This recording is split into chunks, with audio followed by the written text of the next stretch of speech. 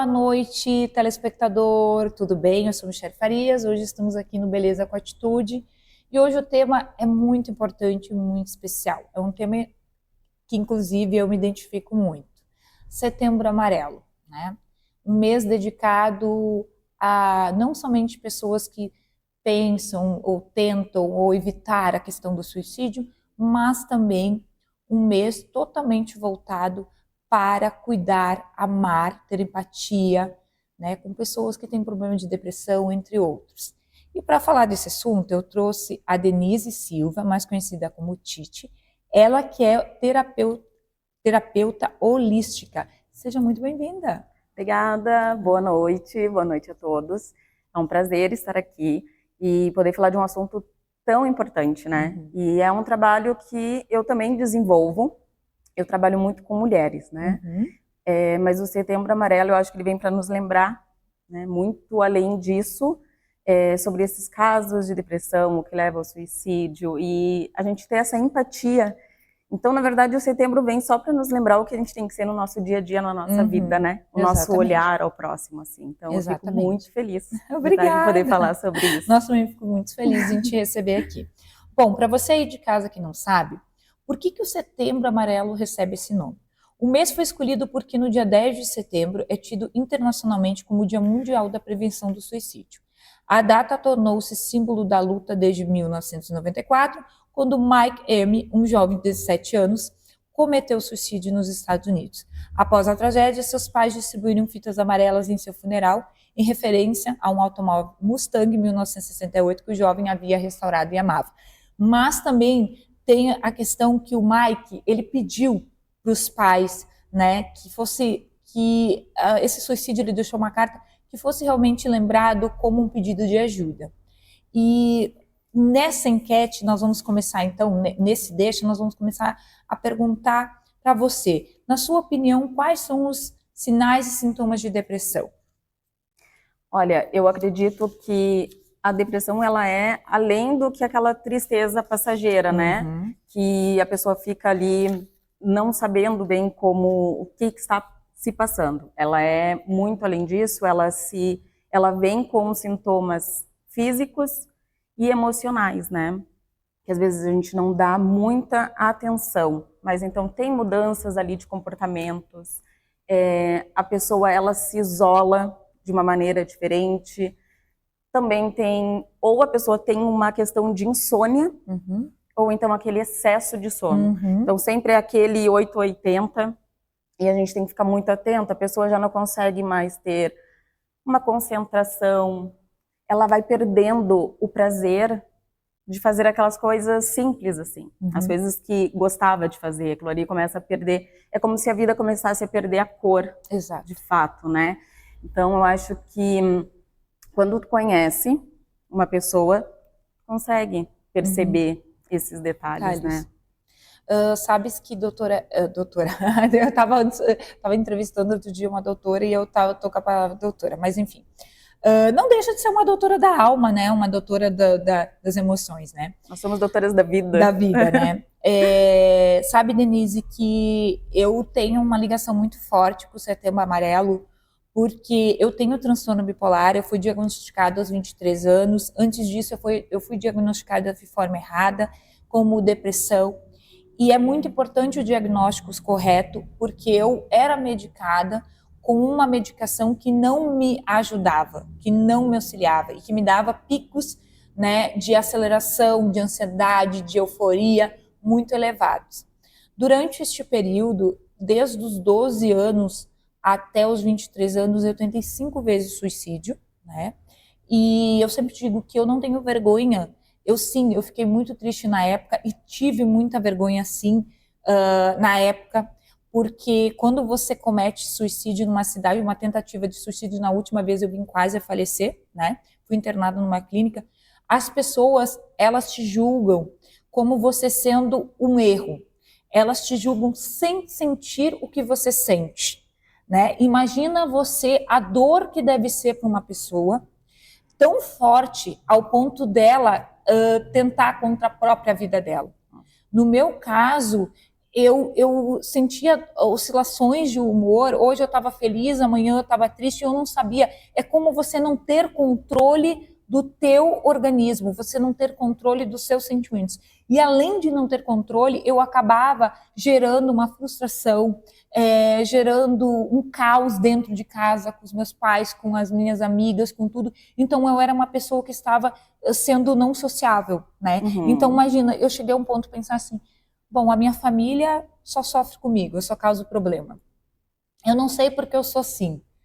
Os remédios não fazem efeito, a terapia não faz efeito, as minhas amigas eu não tenho mais. O que me resta? Eu vou me matar. A dor é tão forte, por isso, volto a dizer, tenha empatia, se coloque no lugar. Não é porque quem tem uma doença psicológica, ela não é tão fatal quanto um câncer, que vai comendo por dentro. A gente não tem ferida exposta, mas a ferida maior é aqui dentro. E todo dia, eu sempre digo assim, ó, todo dia eu não falo que eu tenho uma doença. Eu digo que Deus me fez de uma forma especial. Mas eu te confesso que é muito difícil, porque tem dias de manhã que eu acordo e eu já tenho ansiedade. Mesmo medicada, mesmo fazendo tratamento, mesmo fazendo muitas terapias, como a gente vai falar aqui, né? Que a gente fala que são terapias alternativas que vêm dentro da questão holística. Eu acordo com ansiedade. Tem dias que eu não tenho vontade de tomar banho, não tenho vontade de comer, não tenho vontade de nada. Porque o transtorno bipolar, ele também tem uma fase depressiva. Sim. Né? Então, eu mais que ninguém, digo para você aí de casa que está nos assistindo, que eu venci. Mas eu venci uma luta maior, que foi a luta de não querer viver. Hoje eu amo viver. E hoje, constantemente, eu tenho uma luta com uma doença invisível, né? Que ninguém vê, que só eu sei, e a minha família sabe, o meu terapeuta.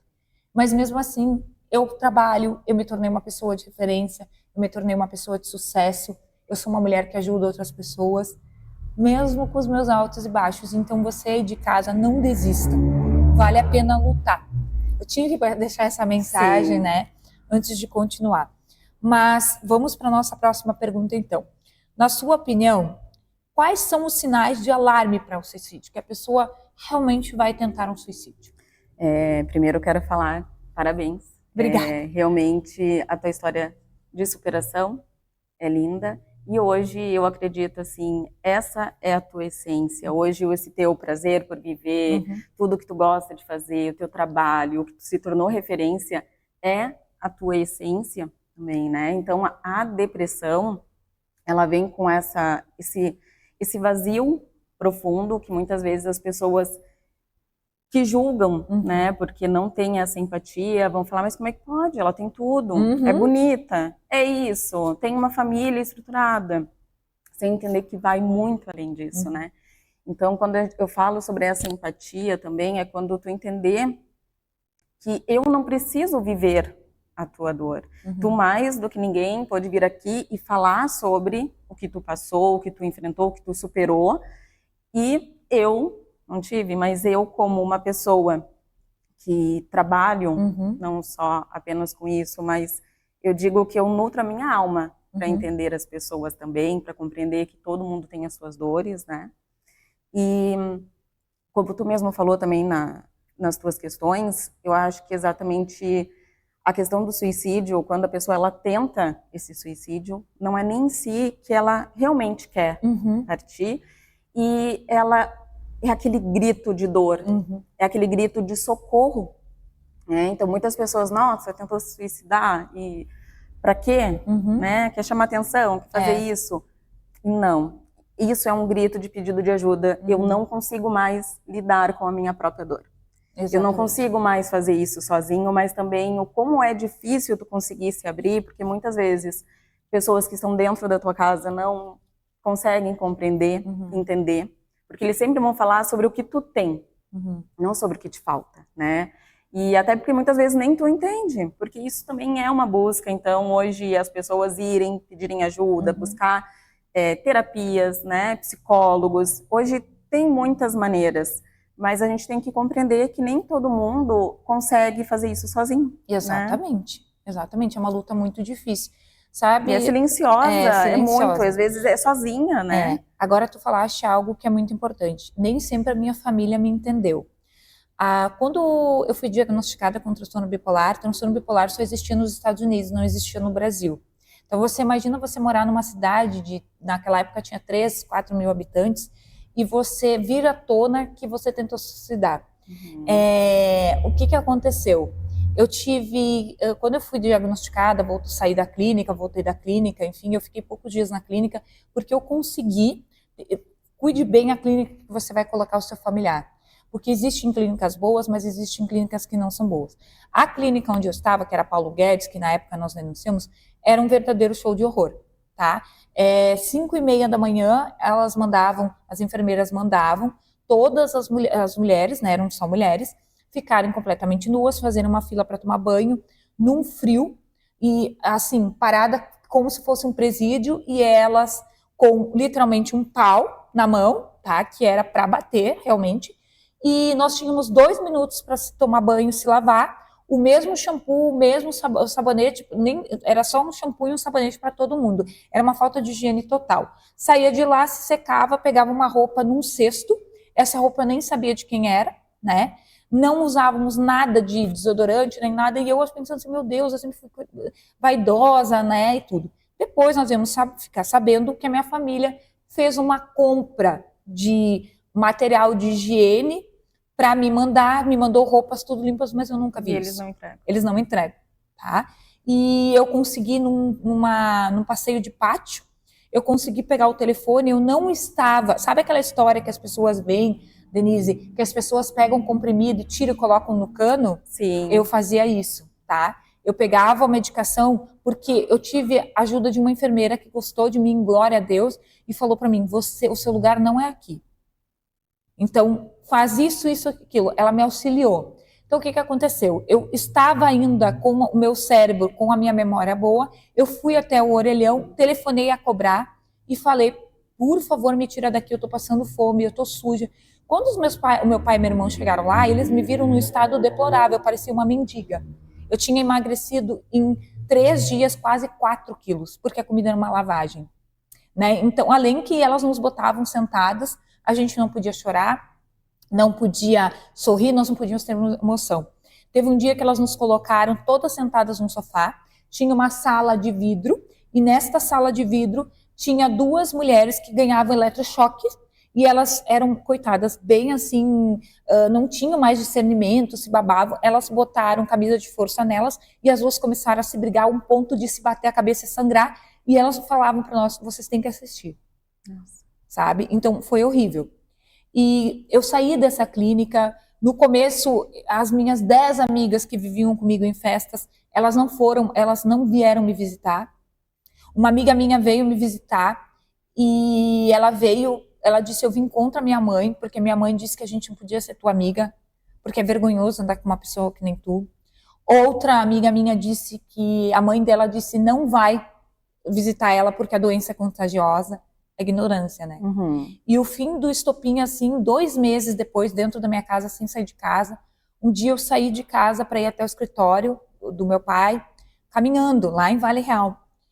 E naquilo, do nada, um homem que eu nunca vi na minha vida atravessou a rua, chegou em mim e disse assim, tu não tem vergonha? Gritando, olha o que tu fez, a vergonha que tu fez a tua família passar, tu tem tudo, tu jogou isso no lixo, o que eu fiz? Eu virei as costas e corri para casa.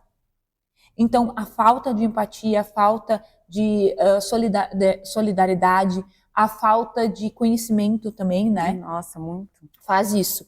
Hoje a minha família, graças a Deus, eu apanhei muito, porque até então os meus pais achavam que isso era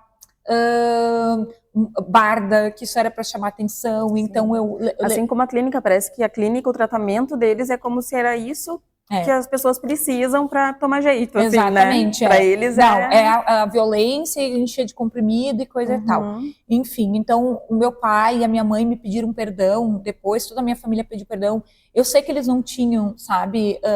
O meu pai se condenou muito porque ele disse, nossa, quantas vezes eu dei na tua cara achando que... Porque eu também estava, depois nós fomos descobrir que eu nasci com a deficiência de produção de lítio. O lítio, ele é um termômetro emocional no cérebro e é genético. Meu pai e a minha mãe também têm. Hoje meu pai se trata, minha mãe se trata, sabe? Então, às vezes, tem amor, tem carinho, tu não sabe de onde que veio aquilo, né? Bom, nós vamos para um rápido intervalo e voltamos daqui a pouquinho com Beleza com Atitude.